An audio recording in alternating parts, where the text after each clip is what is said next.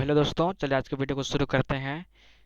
आज की इस वीडियो में हम लोग क्लास 9th का जो सामाजिक विज्ञान है उसका मोस्ट वीवीआई 40 ऑब्जेक्टिव क्वेश्चन को सॉल्व करने वाले हैं, तो वीडियो का अंत तक बने रहिएगा। ठीक है, चलिए वीडियो को शुरू करते हैं। तो सबसे पहले यहाँ पर क्वेश्चन पूछा है कि फ्रांसीसी क्रांति कब हुई थी।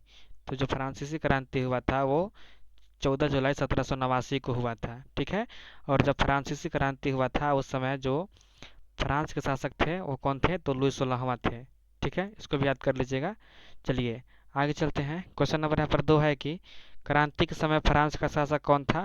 तो अभी मैंने बताया कि लुई 16वां था। ऑप्शन नंबर ए हो जाएगा। ठीक है, क्वेश्चन नंबर यहाँ पर 3 है कि टाइद क्या था। तो जो टाइद था ये चर्च द्वारा लगाया गया कर था, यानी कि जो चर्च था वहाँ से कर लिया जाता था, उसी को टाइद कहा गया था। ठीक है, क्वेश्चन नंबर यहाँ पर 4 है कि क्वेश्चन नंबर 4 की द स्पिरिट ऑफ लॉज किसने लिखा था। तो यह जो पुस्तक था द स्पिरिट ऑफ लॉज, इसकी रचना कौन किए थे, तो मॉन्टेस्क्यू ने किया था। ठीक है, चलिए आगे चलते हैं। क्वेश्चन नंबर यहाँ पर 6 है कि फ्रांस के इतिहास में कौन सा काल आतंक का युग कहा जाता था।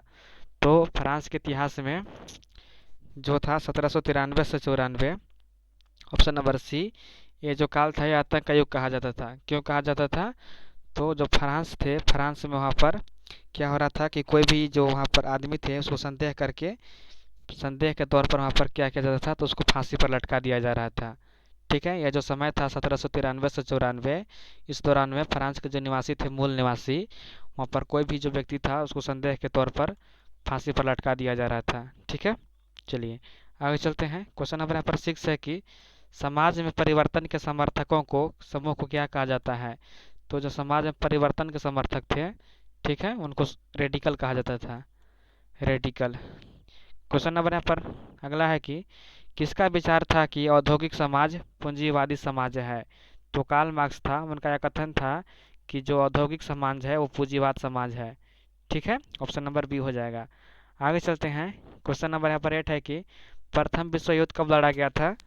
तो जो प्रथम विश्व युद्ध था वो 1914 से 1918 के बीच लड़ा गया था।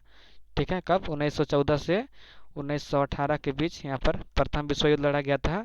और पूछेगा कि द्वितीय विश्व युद्ध कब लड़ा गया था, तो वह जो था वो था 1939 से 1945 के बीच लड़ा गया था। ठीक है, चलिए आगे चलते हैं। क्वेश्चन नंबर 9 है कि रूसी क्रांति कब हुआ था। तो जो रूसी क्रांति हुआ था वो हुआ था 1917 में। कब हुआ था, 1917 में हुआ था। और रूसी क्रांति को बेल्शविक क्रांति भी कहते हैं। ठीक है, इसका यदि यहाँ पर पूछ देगा कि बेल्शविक क्रांति कब हुआ था, तो वो भी 1917 में हुआ था, क्योंकि जो रूसी क्रांति है, रूसी क्रांति को ही यहाँ पर बेल्शविक क्रांति के नाम से भी जाना जाता है।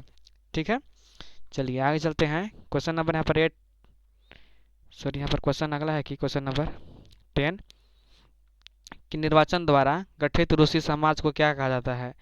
तो जो रूसी संसद है, रूसी संसद को उसको कहते हैं ड्यूमा। ठीक है, क्या नाम है, जो रूस का पार्लियामेंट है उसको ड्यूमा कहा जाता है। ठीक है, आगे चलते हैं। क्वेश्चन नंबर यहाँ पर 11 है कि निम्न में से कौन मित्र राष्ट्र कहलाता है। तो जब द्वितीय विश्व युद्ध हुआ था 1939 से 1945 के बीच में, तो पूरा विश्व जो था वो 2 भागों में बट गया था।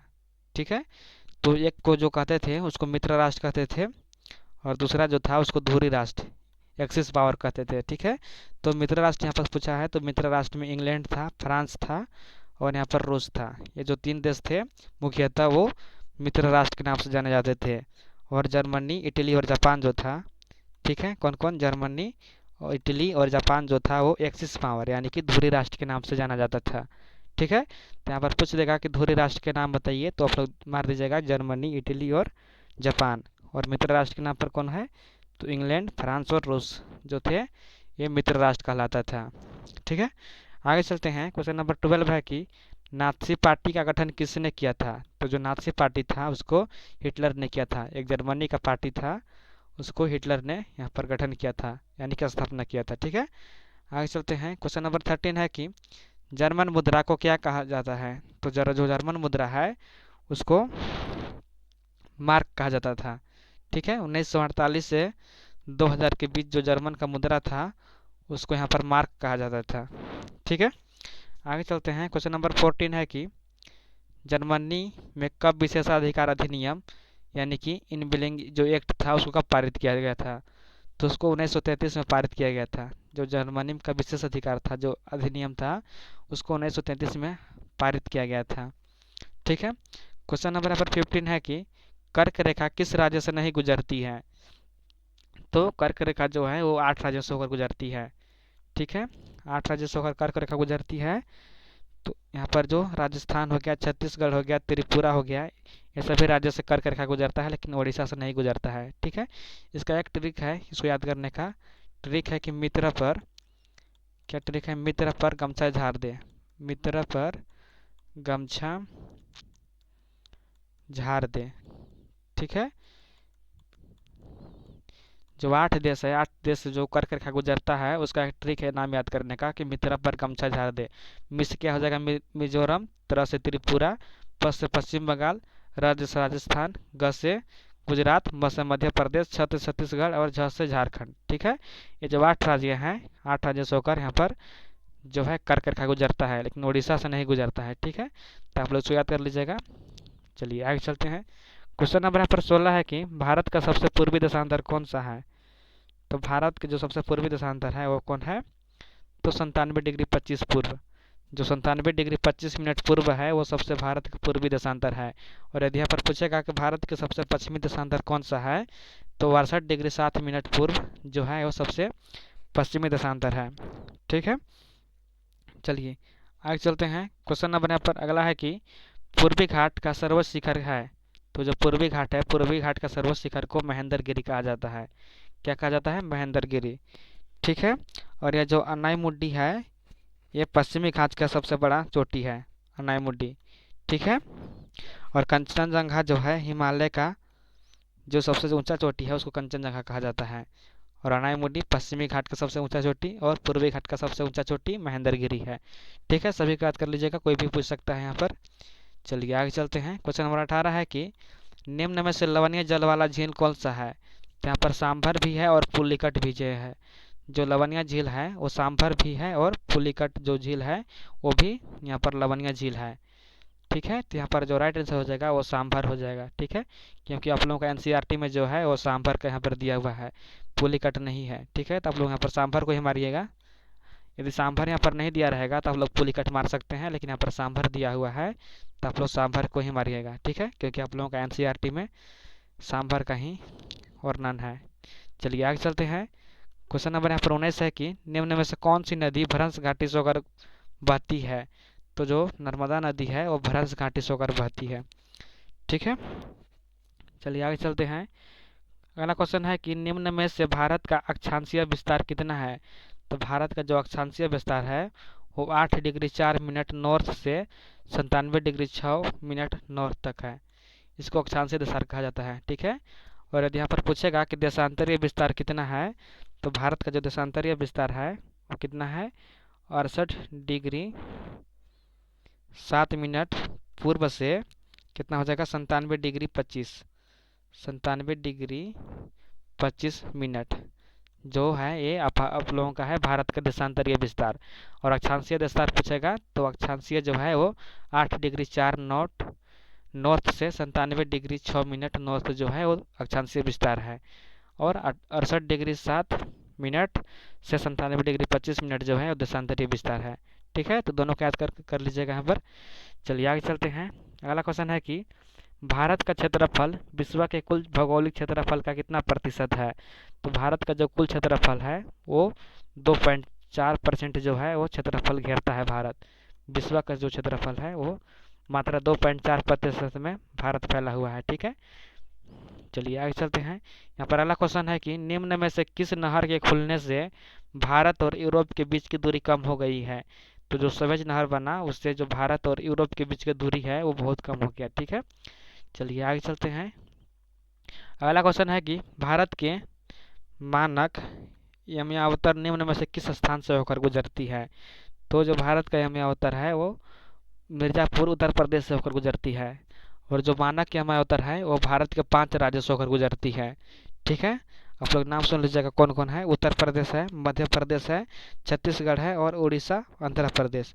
यह जो आप लोगों का 5 राज्य है, 5 राज्य से होकर मानक या उत्तर गुजरता है। तो यहाँ पर उत्तर प्रदेश में यहाँ पर कानपुर दिया हुआ है और नोएडा दिया है, लेकिन ये सभी से नहीं गुजरता है। जो उत्तर प्रदेश है, उत्तर प्रदेश के मिर्ज़ापुर से होकर जो मानक या उत्तर है वो गुजर बहता है। ठीक है, चलिए आगे चलते हैं। अगला क्वेश्चन है कि पाक जल डमरू मध्य भारत और किसके बीच स्थित है। तो यह जो पाक जल डमरू मध्य है वो पाक और श्रीलंका के बीच स्थित है। ठीक है, आगे चलते हैं। अगला क्वेश्चन यहाँ पर है कि डेमोक्रेसी यूनानी शब्द खालिस्तान से बना हुआ है। तो जो डेमोक्रेसी शब्द है वो यूनानी डेमोक्रेसिया शब्द जो है उससे बना हुआ है। ठीक है, किससे बना है? डेमोक्रेसिया शब्द से डेमोक्रेसी बना है। समझ गए? चलिए आगे चलते हैं। अगला क्वेश्चन यहाँ पर है कि 1930 ईस्वी में कौन सा देश स्वतंत्र हुआ था। तो मैक्सिको जो देश था वो 1930 ईस्वी में आज़ाद हो गया था।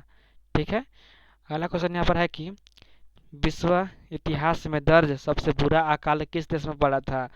तो जो सबसे बुरा अकाल पड़ा था वो चीन में पड़ा था। ठीक है, कहाँ पर पड़ा था? चीन में पड़ा था। कब पड़ा था? तो 1958। ठीक है, कब पड़ा था? 1958 से 1962 के बीच जो अकाल पड़ा था चीन में वो सबसे बुरा अकाल पड़ा था विश्व में। ऐसा अकाल आज तक कहीं भी नहीं पड़ा है। ठीक है, आगे चलते हैं। अगला क्वेश्चन यहाँ पर है कि चीनी संसद का नाम बताइए। तो जो चीनी संसद है उसका नाम क्या है? राष्ट्रीय जन सम्मेलन। चीन का जो पार्लियामेंट है उसका नाम है राष्ट्रीय जन सम्मेलन। ठीक है, आगे चलते हैं। अगला क्वेश्चन यहाँ पर है कि चीन की संसद हेतु नियमित रूप से कितने वर्षों में चुनाव होता है। तो जो चीन का संसद है उसमें 5 वर्षों के बाद संसद का चुनाव होता है। ठीक है, चलिए अगला क्वेश्चन है कि अफ्रीका देश जिम्बाब्वे को अल्पसंख्यक गोरों अंग्रेजों के शासक से कब आज़ादी प्राप्त हुआ। तो जो जिम्बाब्वे देश है वहाँ पर जो अंग्रेज थे, अंग्रेज से वहाँ पर कितना आज़ादी हुआ था। तो 1980 में उन लोगों को वहाँ पर आज़ाद किया गया था। जो अंग्रेज लोग थे उन लोग अफ्रीका को छोड़कर वहाँ चले जाते हैं। ठीक है, और अफ्रीका आज़ाद हो जाता है 1980 में। अगला क्वेश्चन यहाँ पर है कि लोकतंत्र की परिभाषा लोगों के लिए, लोगों की और लोगों के द्वारा शासन ही लोकतंत्र है, यह किसके द्वारा दिया गया था। तो जो परिभाषा है वो अमेरिका के राष्ट्रपति अब्राहम लिंकन के द्वारा दिया गया था। ठीक है, और यह जो परिभाषा था वो 1863 में दिया गया था। कब दिया गया था? तो 1863 में अब्राहम लिंकन के द्वारा ये जो परिभाषा था लोगों के लिए, लोगों की ओर और लोगों के द्वारा इसको दिया गया था। By the people for the people. ठीक है, चलिए आगे चलते हैं। अगला क्वेश्चन है कि मैक्सिको में कितने वर्षों के बाद राष्ट्रपति का चुनाव होता है। तो मैक्सिको देश में जो राष्ट्रपति का चुनाव होता है प्रेसिडेंट का वो 6 वर्ष के बाद होता है। ठीक है, अगला क्वेश्चन है कि पालमपुर गांव में मुख्य क्रियाकलाप क्या थे। तो पालमपुर गांव में जो क्रियाकलाप थे वो कृषि थे।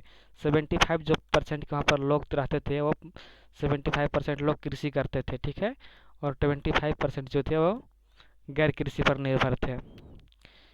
चलिए आगे चलते हैं। अगला क्वेश्चन है कि पालमपुर में विभिन्न जातियों के कितने परिवार रहते थे।